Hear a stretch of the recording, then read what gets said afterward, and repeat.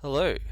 I thought today I might try something a little different, and we're just gonna go through a nice, relaxing journey through Halo 3's maps, and we're gonna rank the maps, not out of competition, not how good they are, but how good the ambience and the environment is.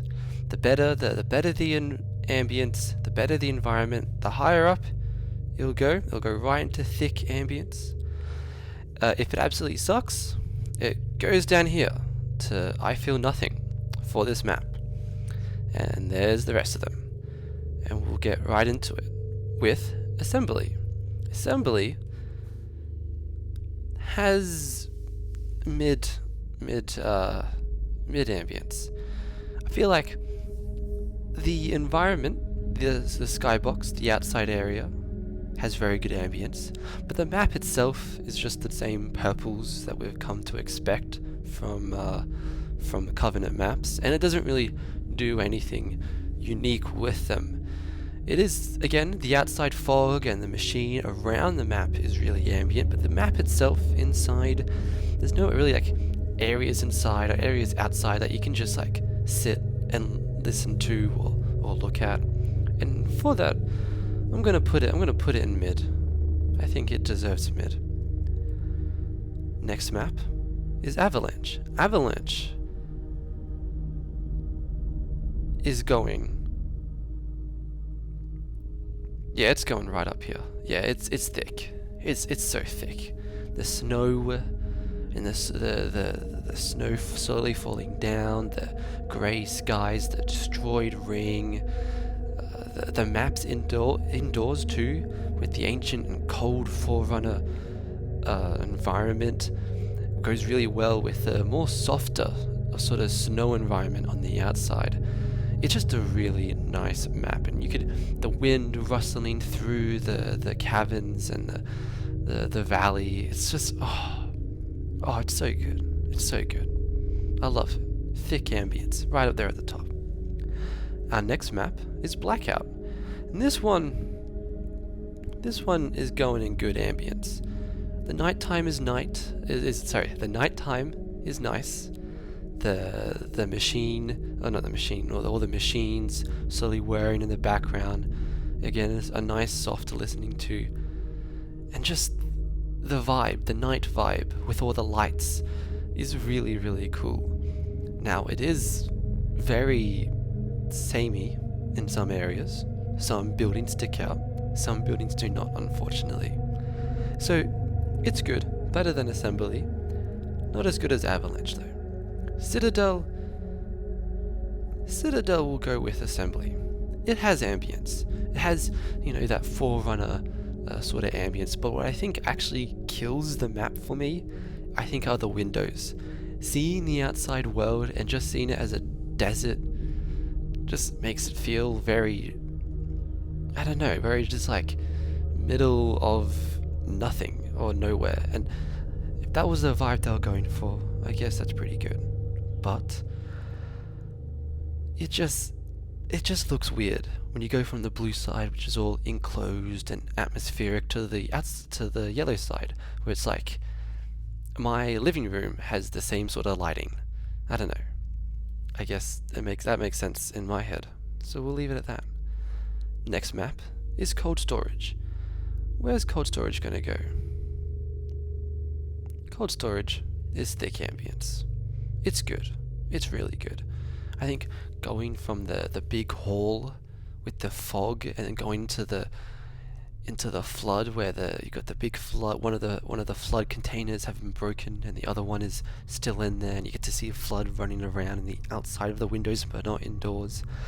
That was a really nice touch. I think they combined the Forerunner sort of enclosed, like you're trapped in a Forerunner structure feeling, with a little bit of the grotesque flood. It works. Good, thick ambience. Construct.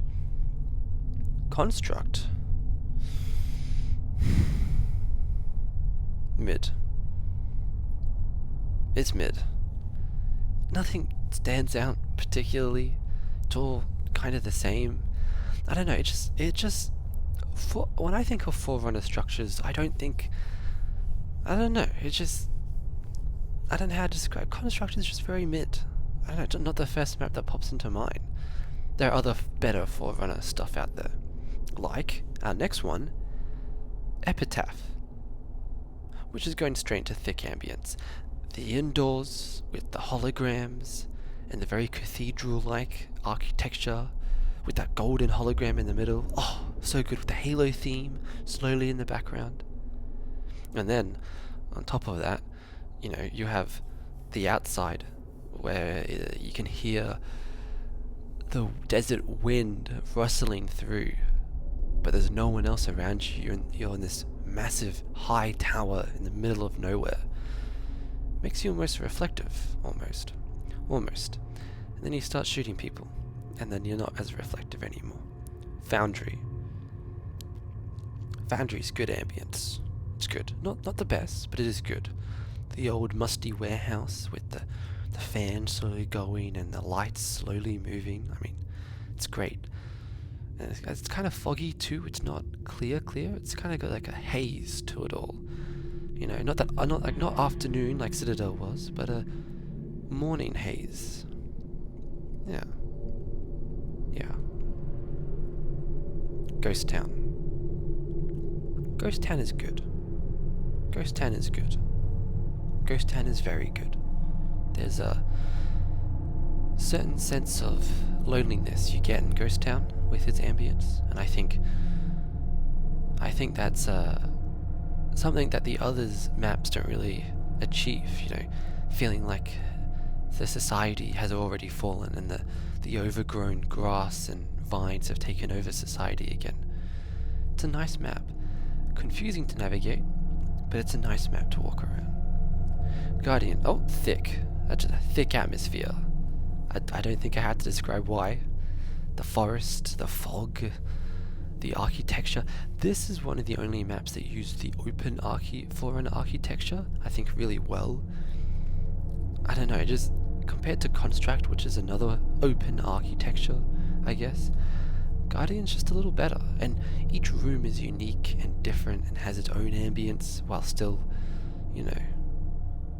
being that forestry vibe. It's cool. Okay. Heretic.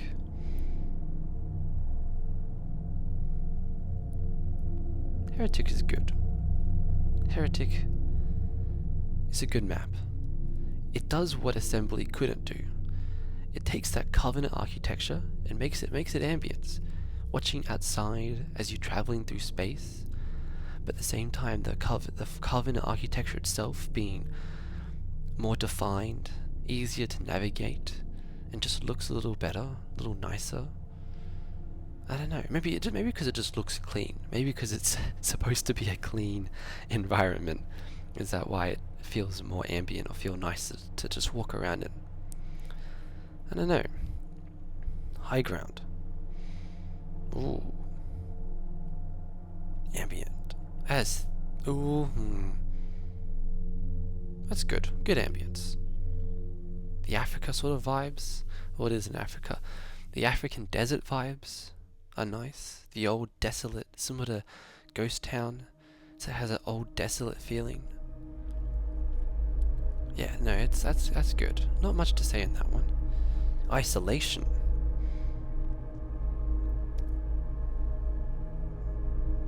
Is so close. Yeah, I'm gonna get cancelled for this one. But no, I think the bottom of Isolation is really ambient, with the flood and the rusted metal and the enclosed ground. But then you go outside and it is just daytime and just some trees and a wall around you. I don't know, there's nothing that's besides the flood area, nothing else is that unique, I would say. And I think what makes it so close for me is that there's not enough of the flood area. If you go through the map again, I know it's a small map, but the flood area, it's really hard to get immersed down there when almost everywhere you turn is a way to leave. And if there's a way to leave, that means the outside light gets in, so it kind of ruins that dark and ambient atmosphere when you're seeing that constant morning or afternoon light coming in from the outside of the map. I don't know. So close. I think if they just changed the lighting, would have been better. Last Resort. It is the top of mid. Top of mid. Almost good ambience. But I think it's slightly lower than High Ground. I think High Ground has more ambience than Last Resort. Last Resort, has the wheel. It has the machine, the generator room. And it has the beach, which is lovely, really ambient. But it also just has everything else, which is not as much stuff. I don't know. I prefer High Ground than Last Resort in terms of ambience. Actually playing the map, that's a little different, but there we are. Longshore. That is bottom of mid. Bottom of mid. It's the ambience. There's not enough alternating. I feel like it's all just sea harbor and fog. Minus the cool cold room in the middle, which is very nice. It all kind of looks the same. And it doesn't help that the colors are grey and brown, which sometimes work. Like for Foundry's case, I don't know. I guess it doesn't work for Longshore's case. I don't know what I'm really saying. I'm just trying to rank these things. Ooh, Narrows.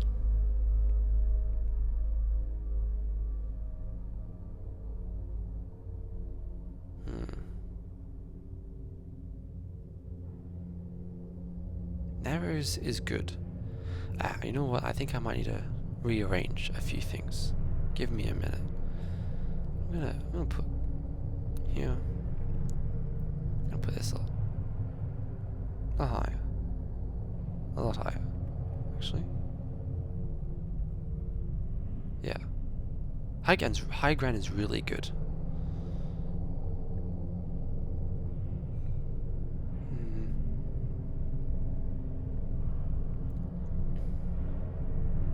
There we go. So yeah, this is where Narrows is. Narrows is over here. It's good. I don't know, man. What about snow environments? But they're good. And Narrows is a nice, simple snow environment with good enclosed Forerunner area. Or open, sorry, I meant open. Good open Forerunner architecture. The different paths, the bridge over the cavernous cavern of doom. It's good stuff. It's relaxing. The wind in the Narrows. Oh, the wind is iconic in that map. Orbital. Yeah, it's so close. Actually, it's down here. It's hard. I think it all looks the same. And I guess it was designed that way. I mean, there are some cool moments. The escalator, walking up the escalator is really cool, but everything else is just kind of the same. It's all like sort of human space architecture. Nothing really stands out or is unique, unfortunately. And it is no hassle to traverse when you're actually playing a multiplayer map. So, yeah. Next up is Rat's Nest.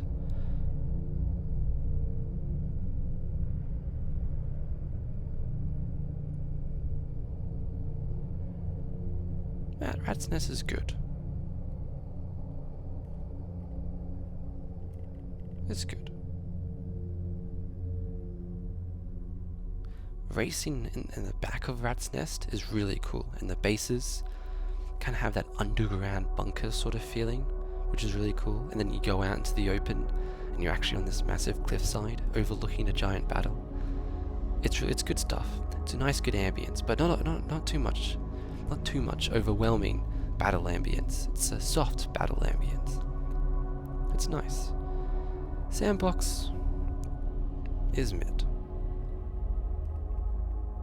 Sandbox is mid. The massive Guardian Towers, beaming orange light down, is a really nice touch. But just something about the sand at night, I don't know, it's good, it's cool, it's unique. But it doesn't quite catch my attention, as our next one is Sand Trap. Sand Trap.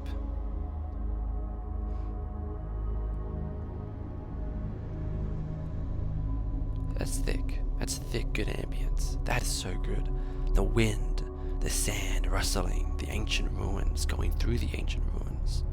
The massive UNSC ship hanging above, looking down on you tiny puny humans, the guardians surrounding the entire environment, the elephants that you get to drive around. You feel so small and so tiny in this area, and yet you feel like you're walking through ancient history. It's really cool. I really like it. And Snowbound, Snowbound is a good one too. Snowbound, it's mid. It's good and it's mid. I'll put it behind Last Resort. Again, the snow, nice little touch. The planets overlooking you. The Covenant base, at least the one that works, is a nice touch. But it just feels too open, I'd say. And the map is just all over the place. A little bit like Isolation. I would like more Covenant underground. Not as much open stuff. Standoff.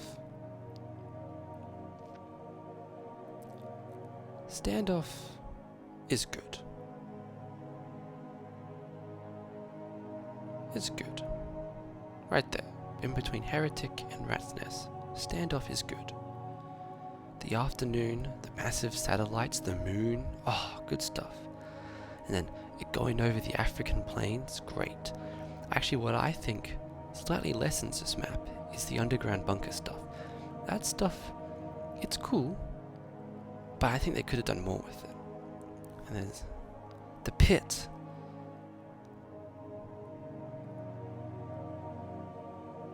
The pit is mid. It's average. Great for UNSC, great UNSC architecture. The lighting's really nice. And the actual idea is really cool too, the training and all the different pop-up of the fake elites. It's just not enough to distinguish the entire thing, you know, not enough different areas. And Valhalla, thick, that is the thickest there is. Thick. Valhalla is thick ambience. The snow-capped mountains, the valley, the trees, the crashed, the arc around you, the stars, the sun, the Forerunner architecture, everything is just so good. Valhalla is the best ambient map. And there we have it. All Halo 3 maps ranked by ambience and environment. See you next time.